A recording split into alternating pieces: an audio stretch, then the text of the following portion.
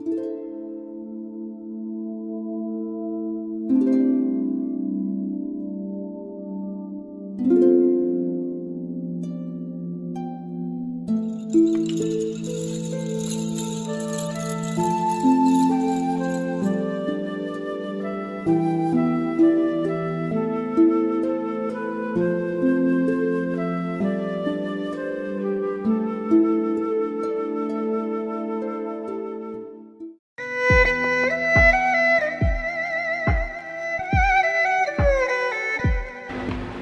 guys, hari ini kita jalan-jalan ke Tambak Bayan. Kawasan Tambak Bayan merupakan sebuah kampung yang terletak di Kelurahan Alun-Alun Contong, Kecamatan Bubutan, Kota Surabaya. Kawasan Tambak Bayan lebih tepat disebut kampung, mengingat wilayahnya berada di dalam administrasi Kelurahan Alun-Alun Contong. Sejarawan Belanda Dr. Hermanus Johannes de Graaf dalam bukunya berjudul Awal Kebangkitan Mataram, Masa Pemerintahan Senopati menyebutkan posisi Kampung Tambak Bayan berada di sisi utara Kampung Kepatihan.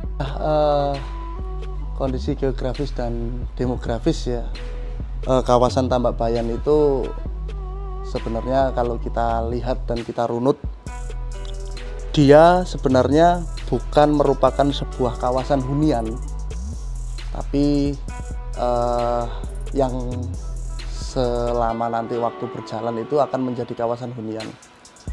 Ketika kita lihat di peta tahun 1866, memang di situ adalah peta awal yang memuat tulisan nama Tambak Bayan.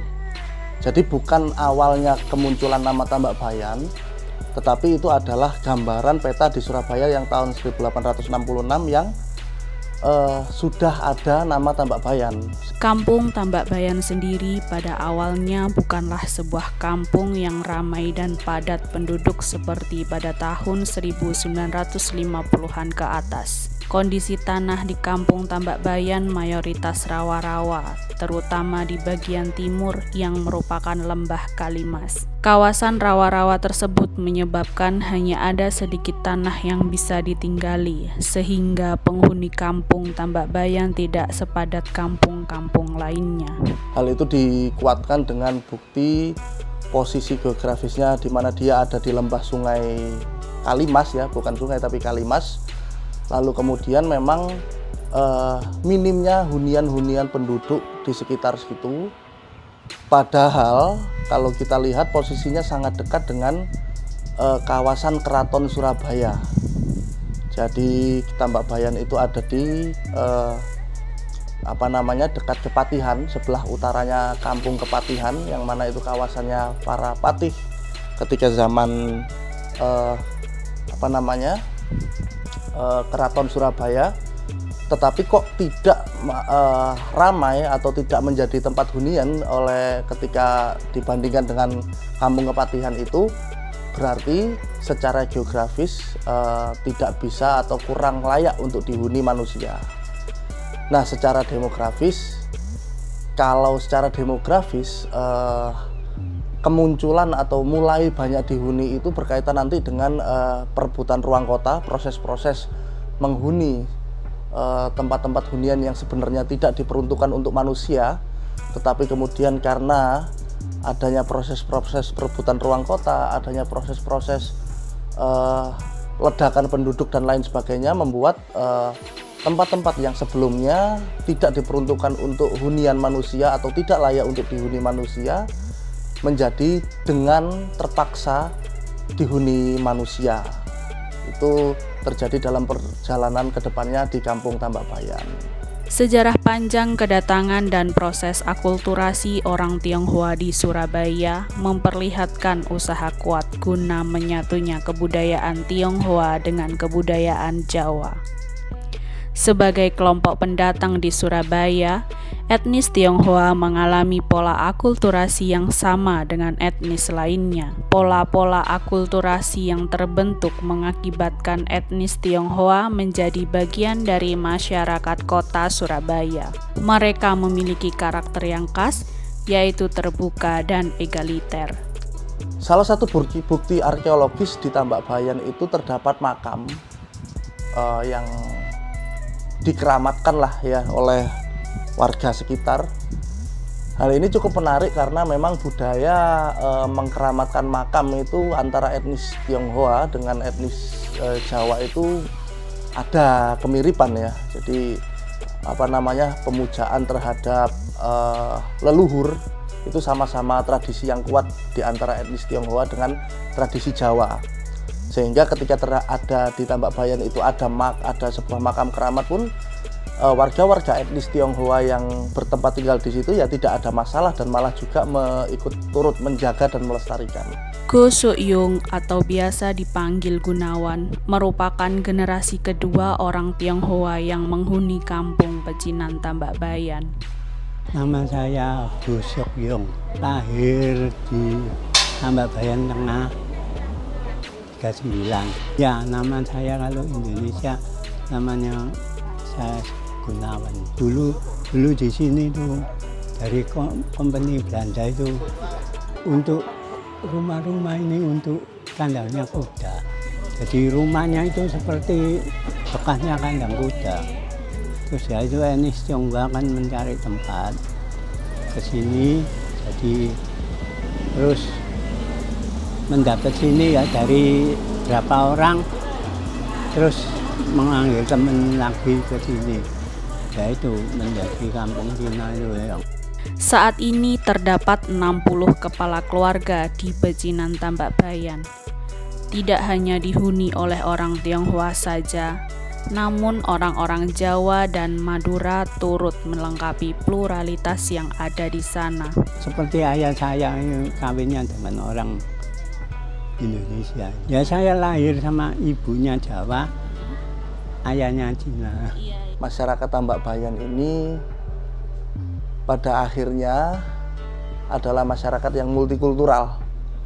Walaupun dominasi adalah etnis Tionghoa, tapi ya itu tadi karena dia adalah tempat tujuan terakhir ya ketika orang tidak mendapatkan tempat tinggal. Ya akhirnya berbagai orang dari berbagai daerah berkumpul di Tambak Bayan, cuman dominasi orang Tionghoa. Perkawinan campuran antar etnis sebagai bentuk dari proses pembauran budaya juga telah dilaksanakan. Komposisi penduduk di pecinan Tambak Bayan terdiri dari orang tua, anak-anak, pemuda-pemudi yang sudah menikah dan tinggal menetap, dan masing-masing dari mereka memiliki profesi pekerjaan yang beragam. Pekerjaan-pekerjaan etnis Tionghoa yang di Tambak Bayan juga pekerjaan-pekerjaan layaknya orang miskin ya pada waktu itu. Ya tukang kayu, tukang batu dan lain sebagainya. Tukang angkut, kuli panggul maksudnya, kuli angkut. Bahkan tukang kayu pun menjadi ikonik ya karena keahlian mereka. Ini menarik bahwa keahlian menjadi tukang kayu itu ikonik sekali bagi etnis Tionghoa Tambak Bayan.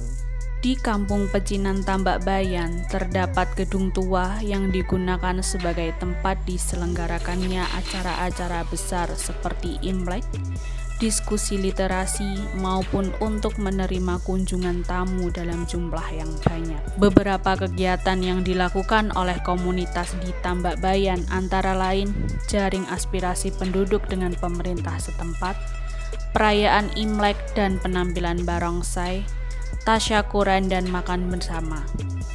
Sekarang etnis Tionghoa Tambak Bayan ini juga banyak beragama Kristen, beberapa Muslim, tapi mereka tetap melaksanakan upacara-upacara atau perayaan-perayaan hari besar Cina. Terdapat pula lukisan mural yang dibuat oleh mahasiswa-mahasiswi yang berkunjung ke pecinan Tambak Bayan.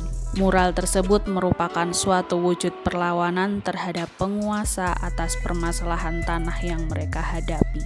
Namanya sebuah masyarakat ya, sebuah masyarakat yang hidup bersosial tentu selalu ada konflik. Yang menarik adalah pola perlawanannya itu dibantu dengan banyak teman-teman dari relawan mahasiswa, dari relawan sosial dan lain sebagainya untuk melakukan protes dan melakukan berbagai cara lah untuk memperjuangkan hak-hak mereka, mulai dari demonstrasi, cara-cara yang umum ya, hearing, datang ke kantor-kantor pemerintahan dan lembaga yang terkait untuk mencari keadilan, sampai dengan perlawanan dengan kesenian. Ada perlawanan dengan pagelaran, pembacaan puisi, penyelipan pesan-pesan ketika ada pagelaran tari, barongsai dan lain sebagainya, juga mural. Seperti yang sekarang ada di Tambak Bayan itu yang ikonik ya, sangat ikonik adalah mural naga Cina ya. Kalau naga Cina itu kan memanjang begitu kan, itu dilukis atau digambarkan melingkar dengan mulut yang memakan ekornya atau menelan bagian ekornya sehingga membentuk lingkaran, yang itu merepresentasikan bahwa sesama etnis Tionghoa atau sesama orang Cina pun juga bisa saling dalam tanda kutip caplok-mencaplok atau saling menyakiti saudaranya sendiri. Perbedaan suku dan agama di antara penduduk pecinan Tambak Bayan tidak membuat mereka saling mendiskriminasi satu sama lain. Mereka justru hidup berdampingan secara rukun dan gotong royong. Ibadah kepada leluhur untuk memperingati hari kelahiran dan kematian tetap dilaksanakan di masing-masing rumah yang memiliki altar. Meskipun saat ini mereka sudah menjadi Muslim atau Kristen. Orang Tionghoa di Tambak Bayan telah membaur hidup berdampingan dengan masyarakat suku lainnya. Kehidupan sehari-hari mereka dijalani tanpa adanya perbedaan, kecuali dalam hal ritual keagamaan yang berkaitan dengan leluhur.